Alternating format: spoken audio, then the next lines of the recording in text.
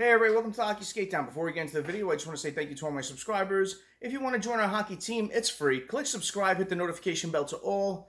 Thank you all so much, and let's get started. So every NHL fan is buzzing right now. We saw that Bob McKenzie put out his final draft rankings, and he doesn't have Shane Wright at number 1, who he had all this year. He has Juraj Slafkovsky at number 1. So let's talk about this, because we're about a week away from the draft, and every fan of the NHL, every fan of hockey has Shane Wright going number 1. Now, this is a big wrench being thrown in. What happens at number 1? Kent Hughes has to get this right. Are they going to go with the skilled centerman in Shane Wright, or are they going to go with the big winger in Juraj Slafkovsky? We know Montreal wants to add some size this offseason. We heard the trade rumors involving Josh Anderson, so could they be moving out size to be drafting some size? Yeah, I don't know. I'm just eagerly anticipating to see what happens. Who will Montreal pick? Will it cause a ripple-down effect to really change up this draft? Will the Devils end up choosing Shane Wright if Slafkovsky goes number 1? Will they go for one of these big defensemen that are out there? Will they go for Logan Cooley? Will they trade the second overall pick? Because that's been heavily rumored the past couple of weeks. And, you know, we can get a good player that can really help this organization out sooner rather than later. So let's discuss this all in this video, so please stay with me throughout. So Bob McKenzie's final draft rankings has Juraj Slafkovsky at number 1 and Shane Wright going number 2. Since 2009, all of his first overall picks, he's got right. And he has Slafkovsky going at number 1 overall this draft. He had Shane Wright all year, but this year he has, his final rankings, he has Slafkovsky at number 1. Interesting note, NHL head scout said via TSN, what separates Slafkovsky from Wright is that he's bigger. Looking at his size, 6'4", 230, compared to Shane Wright, who's 6'4", around 199. So he definitely is bigger than Shane Wright. Plays harder, more consistent with his competitiveness, and he stepped up to produce on big stages. In my view, he has the best chance to be a first-line forward. He's talking about Slafkovsky in this case and why he would choose Slafkovsky over Wright. You know, this is going to be a tough call for the Montreal Canadiens. You know, you want to get this right, first overall pick. A lot of pressure on Kent Hughes to make the right choice in this. You know, do they build down the middle? And that's what I presume they'll do. I think they'll choose Shane Wright. You know, having Wright, Suzuki to be your 1-2 combination for the future, I think that's the way to go.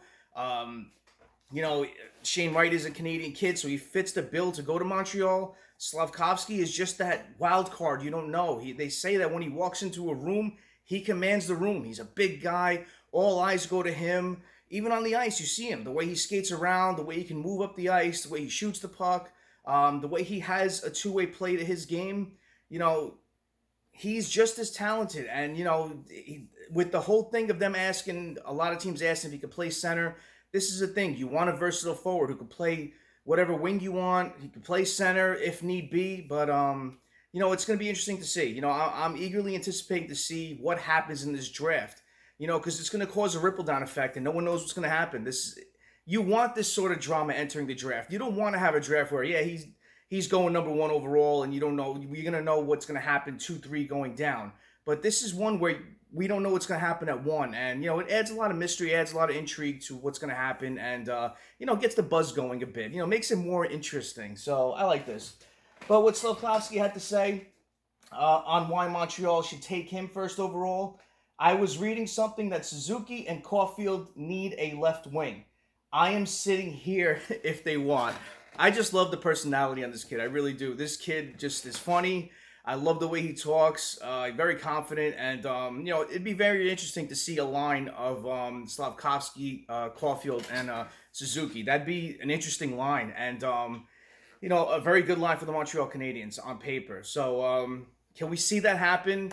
Can we see the Devils sitting at the podium at or standing at the podium or whatever at number 2, and Fitzgerald chooses Wright, and, you know, the Devils are set up even more down the middle, having Hischier, having Hughes, having Shane Wright, and then having Boquist or McLeod as your 4th-line center. So, I don't know. This is very interesting. I can't wait to see what happens. You know, either way, the Devils are set up nicely on this. They can sit and wait to see what happens at 1 and then make their decisions. They're going to have certain plays to go by. Are they going to draft where a player comes to 2? Are they going to quickly make a trade to, help the team out now and, help a team out that's making a trade with them for the future? It's very interesting. It can go a myriad of different ways, but, I like the Devils' chances on this draft. It's going to be a draft that really helps them get better. I think for the now and for the future, they're a good team, good up-and-coming team, and adding a second overall pick to this already young, fast, quick team, and a team that's on the rise as we've seen it this year, it's going to be fun. It's going to be a hell of a ride for the New Jersey Devils and their fan base to see who Tom Fitzgerald selects at number 2, and at number 1, who will Kent Hughes choose? We'll have to wait and see. Draft is quickly coming up. Comment below. If you're a Montreal fan, if you're a Devil fan, comment below or an NHL fan in general. Who should the Montreal Canadiens choose? Who should the New Jersey Devils choose in the 2022 NHL Draft? Comment below and let me know. Thank you all for watching. I really appreciate your time. Smash that like button if you haven't done so, and subscribe to the Hockey Skate Down. It's free, and join our hockey team. Thank you all so much. Have a great rest of the day. Have a great night. Take it easy. Stay safe.